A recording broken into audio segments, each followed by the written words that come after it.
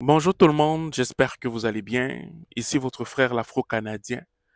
On se retrouve aujourd'hui pour une nouvelle vidéo et une vidéo qui est malheureusement pas, qui n'annonce pas de bonnes nouvelles parce que quand je regarde l'article qui est sorti de Radio-Canada le premier, c'est le 1er janvier?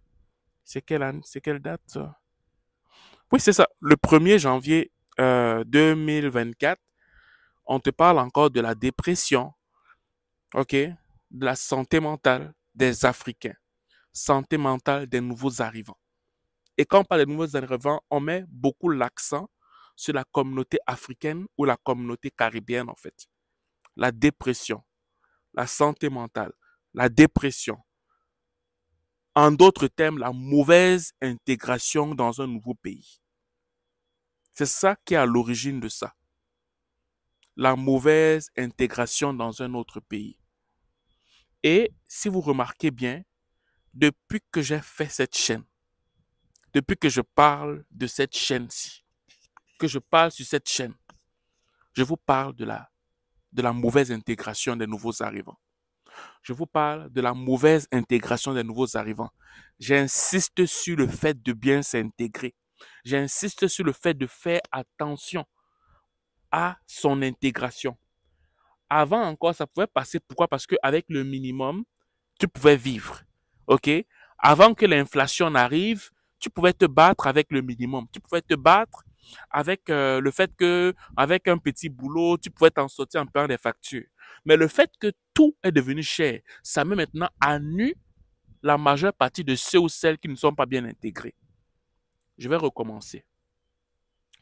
Au tout début, quand je parlais du fait de mettre un accent sur l'intégration, de ne pas s'amuser avec l'intégration, de ne pas seulement écouter les gens qui parlent d'immigration, mais de mettre beaucoup plus l'accent sur le fait de s'attarder sur son intégration. Beaucoup m'insultaient, beaucoup me méprisaient, beaucoup me mettaient de côté. Et quand vous regardez même mes vidéos, il n'y a même pas de views dessus, ça ne me dérange pas. Mais je savais que devant là, ça va vous coincer. Et ce n'est pas seulement Radio-Canada, la majeure partie des journaux, ces temps-ci, là, c'est le 1er janvier. Il y en a encore qui sont sortis récemment.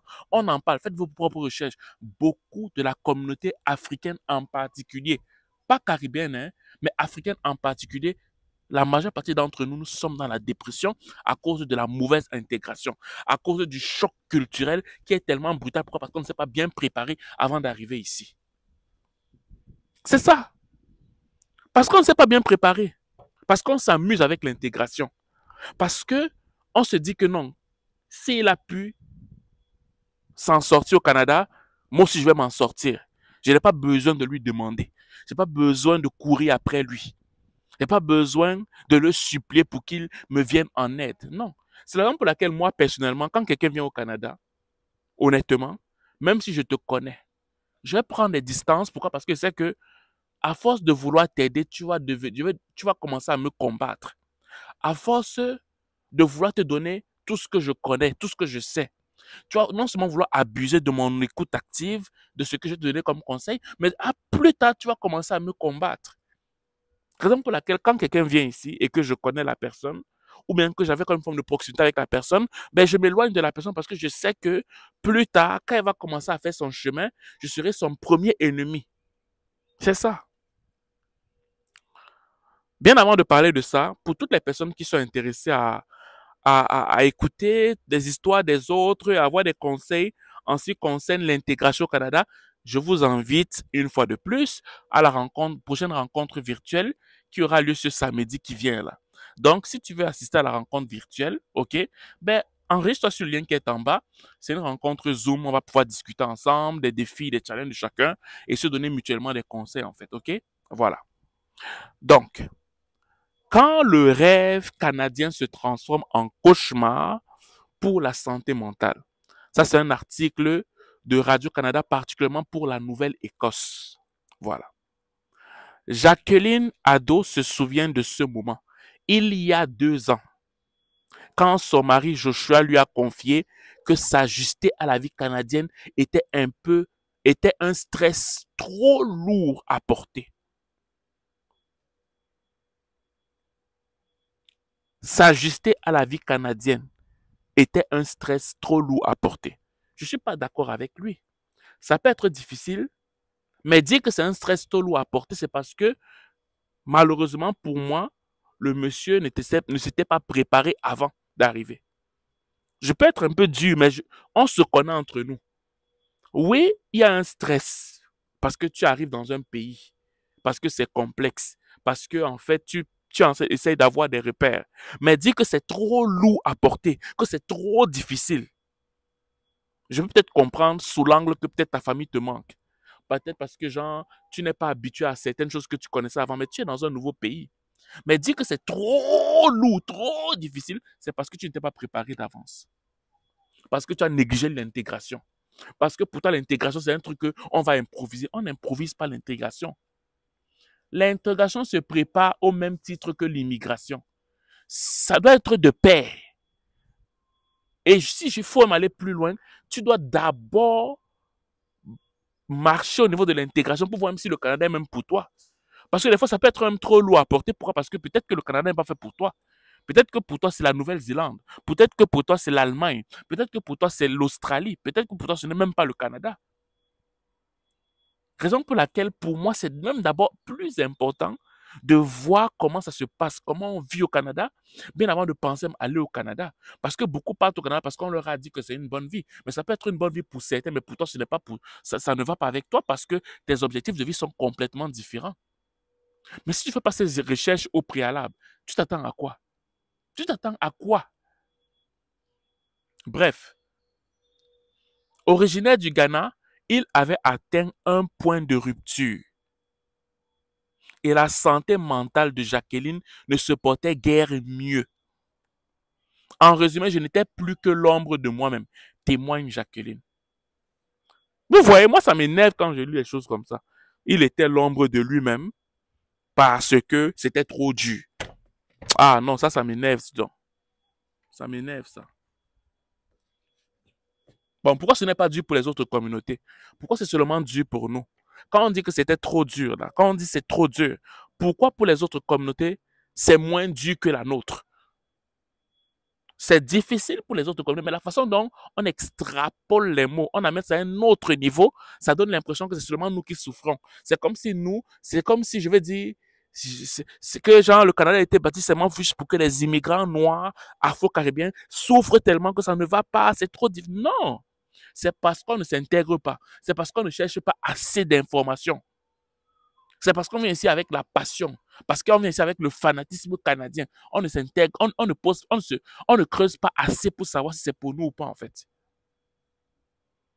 Joshua avait du mal à trouver du travail dans son domaine en conseil financier. Il vivait de petits boulots, de coursier pour une entreprise et pour Costco. Un autre point encore que je ne suis pas d'accord avec cet article, c'est que la majeure partie d'entre nous, quand on arrive, on veut automatiquement travailler sur ce qu'on faisait avant. Non! Tu risques de commencer à bas de l'échelle et après tu vas monter. Qui t'a dit que tu vas forcément travailler avec ce que tu connaissais avant? Non! Non! Une des dépressions, des causes de dépression que je rencontre dans ma communauté, c'est le fait que quelqu'un qui était par exemple expert comptable dans son pays d'origine veut venir et directement devenir expert comptable. Mais tu te prends pour qui en fait? Tu te prends pour qui? Est-ce que la façon dont on pratique la comptabilité dans ton pays, c'est la même chose qu'on pratique ici? Non! Après, tu vas dire que s'il y a la discrimination, il y a le racisme. Ce n'est pas une question de racisme. Chaque pays a son code de fonctionnement sur le plan professionnel. Chaque pays a sa façon de faire sur le plan professionnel. Chaque pays. Donc, tu ne peux pas venir et tu dis que non, ben moi, c'est comme ça que je veux faire, c'est comme ça que je veux marcher, c'est comme ça que je veux fonctionner. Pourquoi le Canada ne m'ouvre pas les portes? Non, on ne veut pas te former pour que tu puisses avoir la façon de fonctionner à la canadienne, tant sur le plan médical, tant sur le plan économique, tant sur peu importe le domaine dans lequel tu exerçais avant, mets-toi à jour sur la façon dont le Canada fonctionne, sur les normes canadiennes pour pouvoir exercer. Mais ne quitte pas ton pays, tu viens directement, tu te dis, oh, mais moi, je ne trouve pas d'emploi, c'est difficile, j'étais comptable dans mon pays. Mais va te former. Va te former. Va te reformer. Et après, maintenant, tu te remets à travailler selon le standing canadien. Jacqueline s'occupait des enfants et ils avaient du mal à joindre les deux bouts avec un seul salaire. Ils devaient emprunter de l'argent à leur famille. Bon, moi, l'article, s'il commence à m'énerver, c'est comme un article de culpabilisation. Je ne vois pas, la majeure partie des nouveaux arrivants là, honnêtement, chacun d'entre nous, des fois, on a de la difficulté. Oui. Attends, moi, je prends un exemple. Tu viens d'arriver avec tes enfants. Tu viens comme résident permanent. On vous donne l'argent pour la garderie. Même si vous avez un bas revenu, on va vous donner un montant de telle enseigne que vous pourriez mettre vos enfants à la garderie. OK? Voilà. La femme fait quoi à la maison? Même si c'est un petit boulot. À moins que l'homme veut fonctionner comme il fonctionnait en Afrique, ça veut dire que la femme reste à la maison. OK? Et lui, pas travailler pour amener. Non. Ça, c'est encore un problème d'intégration. Ici, là, quand elle dit Jacqueline s'occupait des enfants et ils avaient du mal à joindre les deux bouts avec un seul salaire, ils devaient emprunter de l'argent. Non. Ça veut dire que Jacqueline et son mari n'ont pas compris comment le Canada fonctionne. Quand tu arrives, tu vas demander il y a un argent qu'on tenait pour les enfants. Et si vous avez même un bas revenu, vous n'avez rien, le gouvernement va te donner un montant qui va te permettre de mettre tes enfants pleinement à la garderie, OK, pour que toi, tu puisses travailler. À moins que ton mari, lui, il juge que c'est lui qui doit travailler et il apporte l'argent. Et c'est ce que beaucoup font souvent. Quand ils arrivent, le mari veut porter tout seul sur son dos pour dire que non, c'est lui l'homme de la maison. Non! La femme aussi peut travailler. Toi, tu vas tomber malade comme ça, alors que ta femme a aussi les bras, a aussi le cerveau pour pouvoir travailler. Et on te donne les moyens pour pouvoir le faire. Pourquoi tu veux que la femme reste à la maison? Quand vous voulez arriver, vous voulez vous mettre les bas. Non, la femme aussi travaille. La femme aussi travaille. Elle a cette capacité-là. Elle a cette capacité. Maintenant, on dit aujourd'hui, je suis occupé un poste administratif à Nova Scotia Power. Le couple peut enfin relâcher la pression et faire des plans pour le futur. Mais tous les immigrants ne s'en sortent pas si bien. Bon, tu vois encore? Non. Le stress provoqué par le déménagement dans un nouveau pays et le décalage souvent immense entre ce que les immigrants attendent de la vie au Canada et la réalité peuvent conduire à la dépression, à de la frustration et à une perte d'estime de soi, estiment plusieurs spécialistes. Sauf s'ils sont bien intégrés. Parce que quand tu es bien intégré, tu sais c'est quoi les difficultés qui t'attendent. Donc ça veut dire que même quand il y a une dépression, elle sera mineure en place au lieu d'être majeure. Mais quelqu'un qui n'est pas bien intégré, quelqu'un qui ne s'est pas bien informé, aura une dépression majeure. Pourquoi? Parce qu'il est venu au Canada avec des illusions, avec des attentes, je veux dire, proportionnées, qui n'ont rien à voir avec la réalité. Je vais relire cette partie-là. Le stress provoqué par un déménagement dans un nouveau pays et le décalage souvent immense entre ce que les immigrants attendent de la vie au Canada et la réalité peuvent conduire à la dépression, à de la frustration et à une perte d'estime de soi, estiment plusieurs spécialistes. Ça, là, je ne suis pas d'accord avec ça. Pourquoi? Parce que dans la majorité de ma communauté, beaucoup sont dans la dépression parce qu'ils ne se préparent pas bien pour aller dans le nouveau pays où ils doivent aller. Que ce soit en France, que ce soit en Allemagne, que ce soit aux États-Unis, que ce soit au Canada, que ce soit en Grande-Bretagne, que ce soit en Australie, peu importe. Les gens sont allergiques au fait de se préparer avant d'aller là-bas. Parce que quand tu vas là-bas, oui, il y aura une forme de dépression parce que tu ne connais pas encore, tu es un peu perdu. Les gens de ta famille te manquent et tout ça. Mais pas une dépression extrême. Parce que le fait que la dépression va être mineure, ce serait parce que tu t'es préparé, parce que tu savais à quoi t'attendre. Mais elle est majeure parce que tu ne savais pas à quoi t'attendre. Je veux dire, elle est majeure parce que, en fait, tu ne t'es pas préparé comme il fallait d'avance. Tu étais encore dans le monde de Alice au pays des merveilles. Dans un monde bisounours, parce que pour toi, l'intégration n'était pas important. C'est pour ça que ce type de dépression attrape certaines personnes. Selon une étude publiée en décembre par Recherche en santé mentale Canada, les nouveaux Canadiens, les nouveaux arrivants, sont presque 2 fois plus susceptibles d'exprimer des inquiétudes au sujet de leur capacité à nourrir leur famille que des personnes nées au Canada. Mais c'est normal. Yo, non. On peut tout dire du Canada, hein. On peut tout dire du Canada. Mais le Canada donne des opportunités à tous ceux qui veulent trouver des opportunités. Le Canada donne des opportunités à tous ceux qui cherchent des opportunités. Parce que dans ces statistiques-là, on ne parle pas du fait que les Africains ou les Caribéens refusent de s'intégrer, refusent de chercher à s'intégrer, refusent l'information adéquate pour se mettre à jour afin d'avoir une bonne intégration. Raison pour laquelle, pour moi, les chiffres de santé mentale Canada ne sont pas ajustés. Parce que si on regarde ceux qui se sont bien intégrés, ils ne font pas partie de cette catégorie de personnes-là. Raison pour laquelle ils sont très peu. Je vais relire ce paragraphe.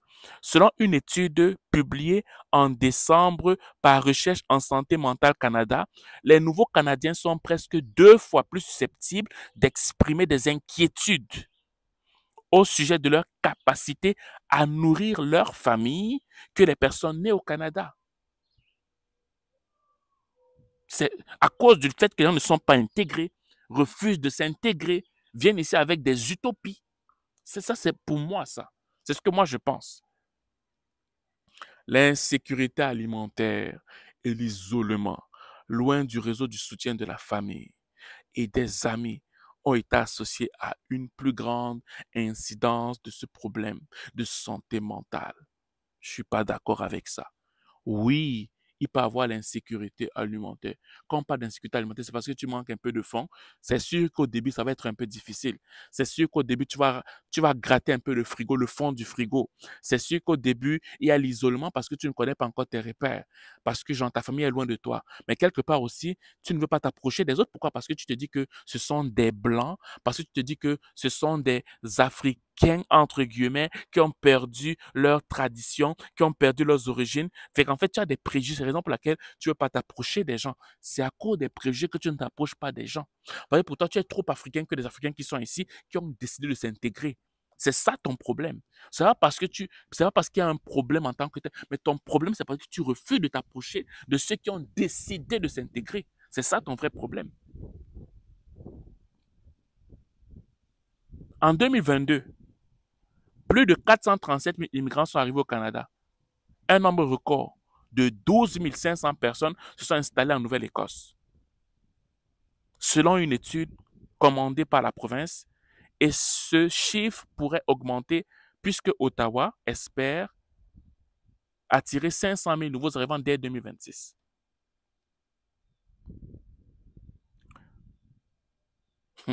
Mes amis, le stress de la culturation. Pour ceux qui ne savent pas c'est quoi la culturation, c'est l'adaptation d'une culture à une autre culture étrangère.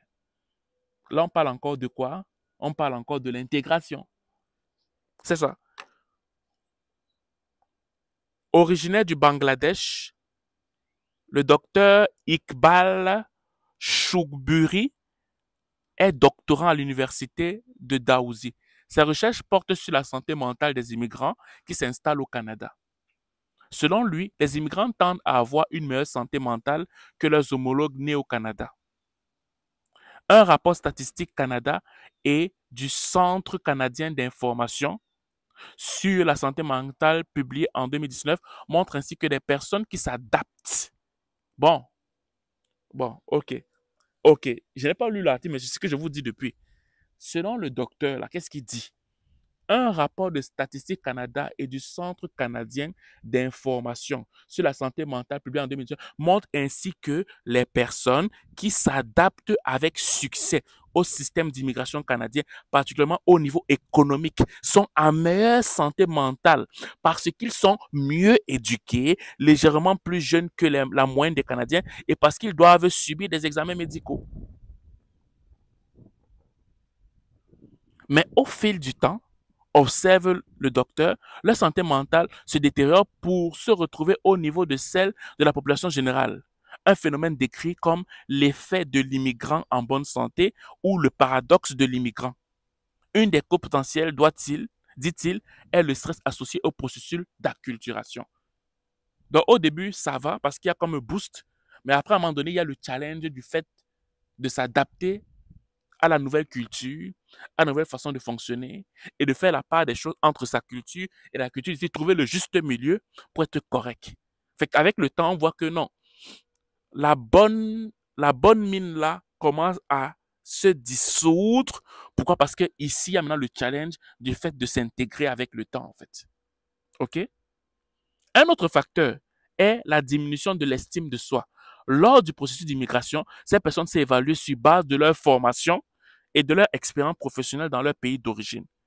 Elles espèrent donc obtenir un emploi équivalent au Canada. C'est ce que je dis aussi. Tu ne peux pas quitter ton pays avec une façon de faire dans les différentes professions dans ton pays.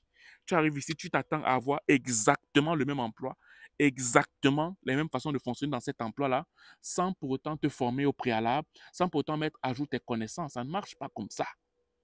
Mais celui qui s'est bien informé, qui s'est intégré, qui a eu l'information adéquate, sait pertinemment qu'arriver au Canada, même si c'est une formation d'un an ou de 2 ans, peu importe le type de profession que tu faisais auparavant, mais la personne va facilement trouver le travail. La personne va facilement s'intégrer à son nouvel emploi.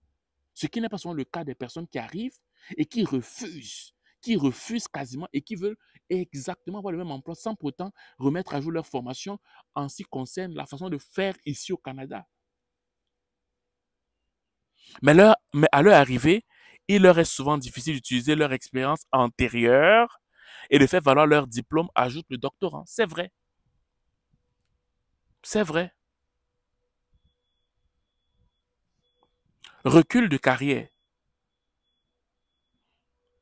Il faut parfois des années aux immigrants avant de retrouver une position professionnelle similaire à celle qu'ils avaient avant. Note un rapport publié en septembre par l'organisation Conference Board of Canada, ce qui est normal. Tu te mets à jour. Je vais arrêter là parce que l'article est vraiment long et tout, mais c'est simplement pour... Je ne vais pas décourager les gens. Je vais simplement vous faire comprendre que quand vous arrivez, quand tu négliges déjà de prime abord le fait de t'intégrer, c'est normal que tu vas être dans la dépression. Quand tu négliges de prime abord le fait de t'intégrer, c'est normal que tu vas être dans la dépression. Pour preuve, toutes les personnes qui n'ont pas négligé l'intégration sont des gens qui sont bien intégrés au Canada. Malgré les difficultés au niveau de la dépression, parce qu'ils ne connaissent pas un nouveau milieu, malgré le fait que genre, les finances, ça ne va pas vraiment comme ils espéraient, mais l'intégration est beaucoup plus facile. Même s'il y a une dépression, elle est mineure. Contrairement à celui qui ne connaît rien, qui va apprendre dans le tas comme ça, la dépression est vraiment majeure. Pourquoi? Parce que le fonctionnement est complètement différent. OK? Voilà. Donc, c'est ce que je voulais vous transmettre comme message. Préparez-vous bien avant d'arriver au Canada. Ou peu importe le pays dans lequel vous allez. Vous préparez avant d'arriver. Vous prenez l'information qu'il faut pour que quand vous arrivez, vous ne soyez pas complètement perdu. C'est bon? Voilà. Donc, pour toutes les personnes qui m'écoutent, vous pouvez venir pour la prochaine rencontre virtuelle ce samedi. Ce samedi, en fait. OK? Il y a une rencontre virtuelle qui se passe. Le lien est en bas. Enregistrez-vous pour la rencontre virtuelle. Et on va pouvoir discuter de tout ce que vous avez comme challenge depuis que vous êtes arrivé, des conseils qui se donnent, des échanges qui pourraient vous aider pour votre meilleure intégration, en fait. Voilà. Donc, c'est ce que je vais vous dire aujourd'hui. Sur ce, je vous souhaite de passer une excellente journée ou une excellente soirée, dépendamment du lieu où vous m'écoutez. Ciao.